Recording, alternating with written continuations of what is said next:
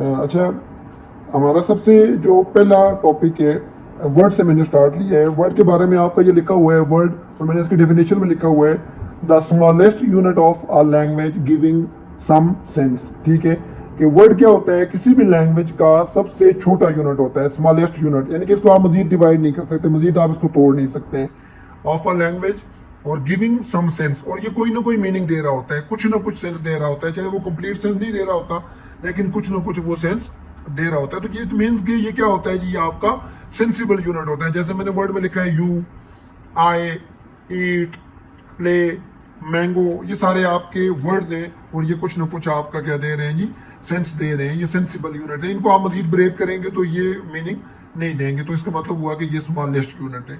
ठीक है, तो वर्ड हमारा क्या हो गया, स्मॉलेस्ट सेंसिबल यूनिट होता है किसी भी लैंग्वेज का। वर्ड के बाद हमारा दूसरा जो नेक्स्ट टॉपिक है वो है सेंटेंस है। तो सेंटेंस की मैंने डेफिनेशन में जैसे यहाँ पे लिखा हुआ है, grammatically arrange combination of words giving complete sense. इसका मतलब है, पहली बात ये कॉम्बिनेशन ऑफ वर्ड्स होता है। ये क्या होता है कि जैसे मैंने ये इधर एक लिखा हुआ है, ये देख लें, शी ईट्स बर्गर। ठीक है, तो ये मुख्तलिफ वर्ड से मिलकर बना हुआ है, डिफरेंट वर्ड्स का कॉम्बिनेशन है, कॉम्बिनेशन ऑफ वर्ड्स है। दूसरी बात मैंने कही ग्रामेटिकली अरेंज, कि ये जो वर्ड्स हैं ये ग्रामर के हिसाब से अरेंज होना भी लाजमी है, कि सब्जेक्ट पहले आता है, फिर वर्ब आता है, फिर ऑब्जेक्ट आता है। लेट करते हैं शी है तो शी के साथ ईट्स आएगा, ग्रामर ग्रामेटिकली अरेंज, कि ये जो वर्ड्स हैं ये ग्रामर के हिसाब से अरेंज होना भी लाजमी है, कि सब्जेक्ट पहले आता है, फिर वर्ब आता है, फिर ऑब्जेक्ट आता है। लेट करते हैं शी है तो शी के साथ ईट्स आएगा, ग्रामर का रूल है, ये हम आगे चले इन डिटेल डिस्कस करेंगे। ठीक है, तो यानी कि ग्रामर के हिसाब से, ग्रामर की रूह से जो चीज जहां पे आती है उसकी अरेंजमेंट वही होनी चाहिए। ठीक है, तो ग्रामेटिकली अरेंज होना चाहिए पहली बात। दूसरी बात कॉम्बिनेशन ऑफ वर्ड्स होना चाहिए। और तीसरी बात गिविंग कंप्लीट सेंस, ये कंप्लीट मीनिंग दे रहा हूँ। ठीक है, फुल मैसेज कन्वे कर रहा हूँ, शी ईट्स बर्गर्स।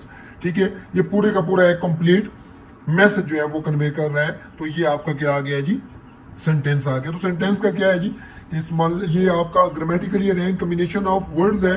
और दूसरी बात क्या है कि ये कंप्लीट सेंस देता है, तो इसको आप क्या कहते हैं जी, सेंटेंस कहते हैं। तो ये सेंटेंस और वर्ड का हमारा जो कॉन्सेप्ट है वो क्लियर हो गया है। फिर मैं, आप ये वाली वीडियो देखें, फिर मैं इंशाल्लाह नेक्स्ट पे जाऊंगा। अच्छा, नेक्स्ट हमारा जो कॉन्सेप्ट है वो सब्जेक्ट, वर्ब और प्रेडिकेट का है। जैसे मैंने अभी आपको बताया था कि हमारी इंग्लिश लैंग्वेज में क्या होता है कि सब्जेक्ट सबसे पहले आता है, फिर वर्ब आता है और फिर ऑब्जेक्ट आता है। फॉर एग्जांपल मैंने एक सेंटेंस लिखा है, शी ईट्स अ बर्गर में, देखें सबसे पहले शी जो है वो क्या है, आपका सब्जेक्ट है, ईट्स आपका वर्ब है और बर्गर क्या आपका ऑब्जेक्ट है। अब सब्जेक्ट, वर्ब और ऑब्जेक्ट की फॉर्म में हमारा हमेशा इंग्लिश का हर एक सेंटेंस होगा।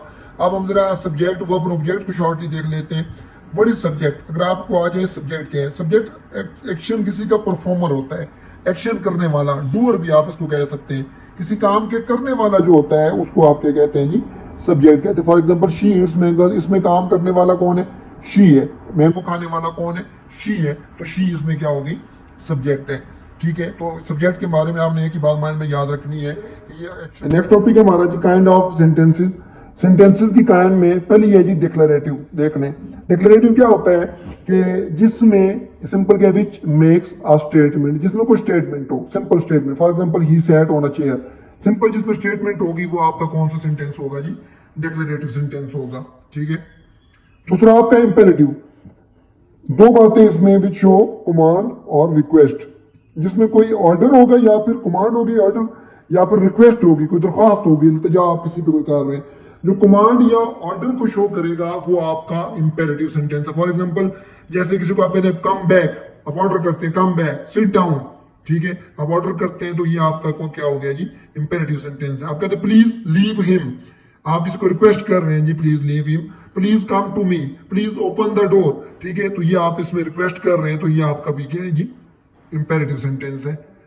थर्ड आपका है एक्सक्लेमेटरी सेंटेंस है जी। एक्सक्लेमेटरी में देखें मैंने लिखा हुआ है फीलिंग को जो शो करता है, विच शो फीलिंग या sudden feeling, which show sudden feeling. For example what a shot, आप मैच देख रहे हैं, अचानक कोई अच्छा शॉट खेलते हैं, आप कहते हैं व्हाट अ शॉट।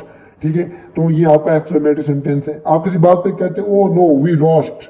ठीक है, तो सडन कोई भी बैड फीलिंग हो या गुड फीलिंग हो, बैड या गुड, तो वो आपका एक्सक्लेमेटरी सेंटेंस है। सडन फीलिंग को जो शो करेगा वो आपका एक्सक्लेमेटरी सेंटेंस है और इसके एंड पे ये वाला आप साइन डालते हैं, साइन ऑफ एक्सक्लेमेशन इसको कहते हैं।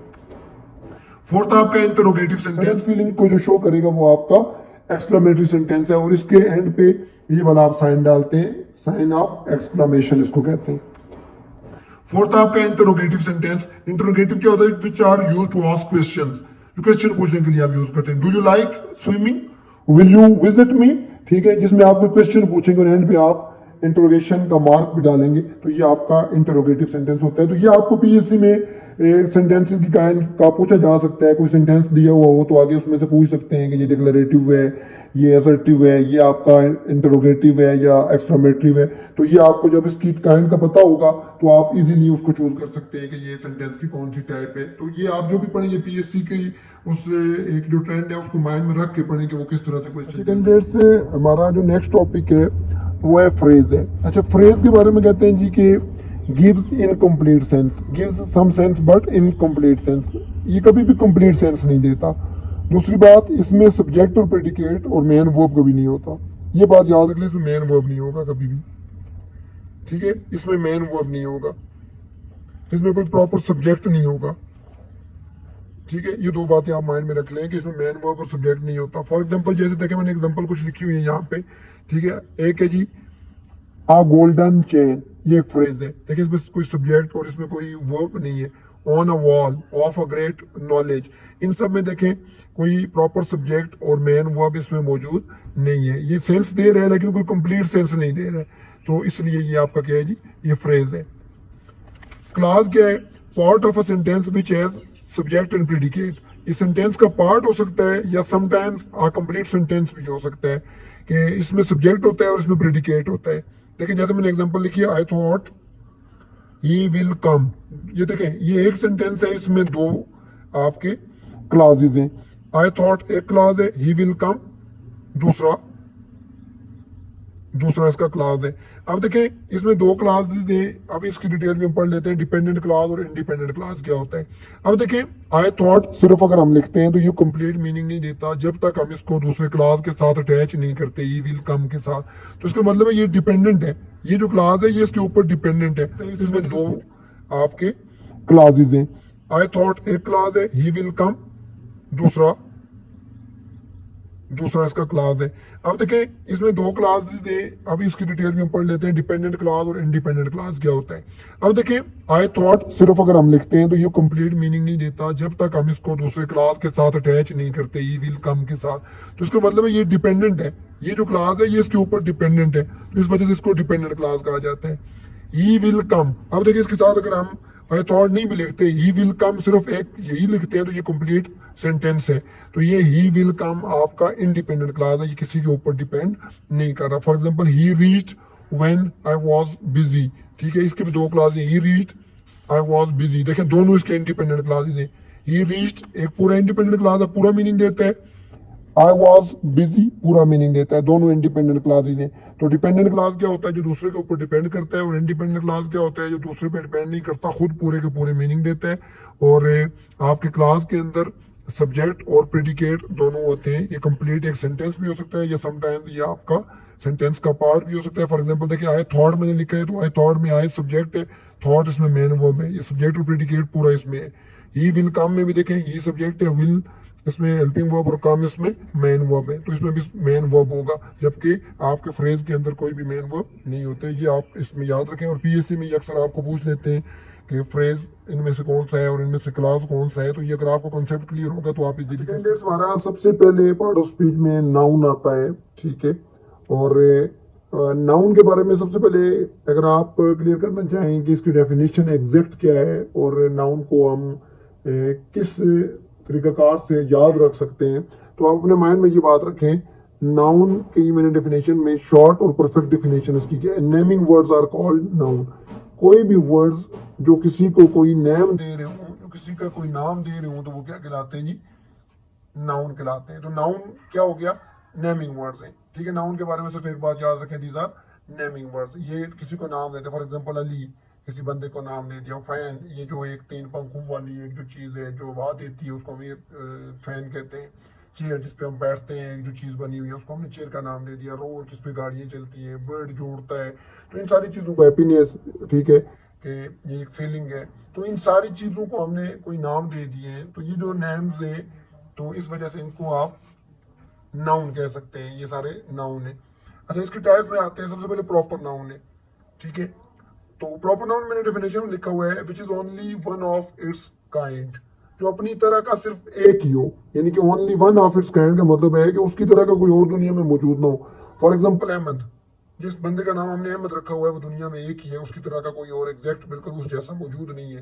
पाकिस्तान एक मुल्क है, एग्जैक्ट उस जैसा कोई दुनिया में मौजूद नहीं है। मैंने जैक अकेडमी का नाम रख दिया, तो जैक अकेडमी दुनिया में एक ही है, ठीक है। अब देखिए अहमद नाम के और लोग ना, मैंने डेफिनेशन में लिखा हुआ है, which is only one of its kind, जो अपनी तरह का सिर्फ एक ही हो। यानी कि only one of its kind का मतलब है कि उसकी तरह का कोई और दुनिया में मौजूद ना हो। फॉर एग्जाम्पल अहमद, जिस बंदे का नाम हमने अहमद रखा हुआ है वो दुनिया में एक ही है। उसकी तरह का कोई और एग्जैक्ट बिल्कुल उस जैसा मौजूद नहीं है। पाकिस्तान एक मुल्क है, एग्जैक्ट उस जैसा कोई दुनिया में मौजूद नहीं है। मैंने जैक अकेडमी का नाम रख दिया, तो जैक अकेडमी दुनिया में एक ही है, ठीक है। अब देखिए अहमद नाम के और लोग भी हो सकते हैं, लेकिन जिस बंदे की मैं बात कर रहा हूँ एग्जैक्ट उस बंदे के जैसा कोई नहीं होगा। पाकिस्तान कोई और भी अपना मुल्क का नाम रख सकता है, लेकिन एग्जैक्ट इस पाकिस्तान जैसा नहीं होगा। जैक अकेडमी कोई और भी नाम रख सकता है, लेकिन जैक अकेडमी जो एग्जैक्ट जिसकी मैं बात कर रहा हूँ उस जैसा किसी का नाम नहीं होगा। उसका कोई और उसकी स्पेसिफिक जो क्वालिटीज है वो होंगी। कॉमन नाउन इसी का अपोजिट है, not only one of its kind, कि उस जैसे दुनिया में और भी मौजूद है। वॉल, दुनिया की हर वॉल जो है उसको वॉल ही कहते हैं। अकेडमी, ठीक है, कोई भी अकेडमी होगा उसका आप अकेडमी कहते हैं कॉमनली। स्कूल, फैन, ऑफिस, तो ये सारी चीजें अपनी तरह की और भी दुनिया में मौजूद है। तो इस वजह से इनका जो नेम है वो कॉमन नाउन होगा। Collective noun, collection of different things. पहली बात है कि ये मुख्तलिफ चीजों की कलेक्शन है, ठीक है, but taken one as whole. जब इसको एज ए होल हम लेते हैं ये एक ही है। फॉर एग्जाम्पल टीम है, टीम में 11 खिलाड़ी होते हैं, ठीक है। Collection of 11 different players, but as whole team एक ही। हम कहते हैं पाकिस्तानी टीम, उसमें खिलाड़ी तो 11 है, लेकिन वो एज होल एक ही है। ज्यूरी, ज्यूरी में मुख्तलिफ लोग मौजूद होते हैं। Collective noun, collection of different things. पहली बात है कि ये मुख्तलिफ चीजों की कलेक्शन है, ठीक है, but taken one as whole. जब इसको एज ए होल हम लेते हैं ये एक ही है। फॉर एग्जाम्पल टीम है, टीम में 11 खिलाड़ी होते हैं, ठीक है। Collection of 11 different players, but as whole team एक ही। हम कहते हैं पाकिस्तानी टीम, उसमें खिलाड़ी तो 11 है, लेकिन वो एज होल एक ही है। ज्यूरी, ज्यूरी में मुख्तलिफ लोग मौजूद होते हैं, ज्यूरी ऑफ जजेस। आर्मी, आर्मी में मुख्तलिफ मौजूद होते हैं, लेकिन एक ही होती है, ज्यूरी एक होती है। क्लास, क्लास में डिफरेंट स्टूडेंट्स हैं, लेकिन एक ही होती है। कमेटी, कमेटी में मुख्तलिफ लोग होते हैं, लेकिन कमेटी एक ही होती है। तो ये आपका आपका किसका कंसेप्ट आ गया, ये कलेक्टिव नाउन का। तो उसके बाद आता है जी एब्स्ट्रैक्ट नाउन है आपका। तो एब्स्ट्रैक्ट नाउन में which can be felt but not physical existence, ठीक है। उसको आप फील कर सकते हैं, लेकिन उसकी कोई फिजिकल एग्जिस्टेंस नहीं होती। उसको आप टच नहीं करते। जैसे हार्डवेयर और सॉफ्टवेयर का आप कॉन्सेप्ट ले लें कि आप उसको देख तो सकते हैं, ठीक है, आप उसको फील तो कर सकते हैं, लेकिन आप उसको टच नहीं कर सकते। आप उसकी एग्जिस्टेंस को, फिजिकल कोई वो मौजूदगी आप उसको नहीं मेजर कर सकते। लव, ठीक है, देखिए लव मौजूद है, लेकिन इसकी कोई फिजिकल एग्जिस्टेंस नहीं है। हेट, सेम लाइक, इसकी भी कोई फिजिकल एग्जिस्टेंस नजर नहीं आती है। हैप्पीनेस, एंगर, तो ये सारे जो है ये एब्स्ट्रैक्ट नाउन है, ये फीलिंग्स है, ठीक है, जिनको आप फील कर सकते हैं, लेकिन आप इनको फील कर सकते हैं, लेकिन आप इनको फिजिकली टच नहीं कर सकते। Countable noun, which can be counted in numbers, ये बात याद रखें।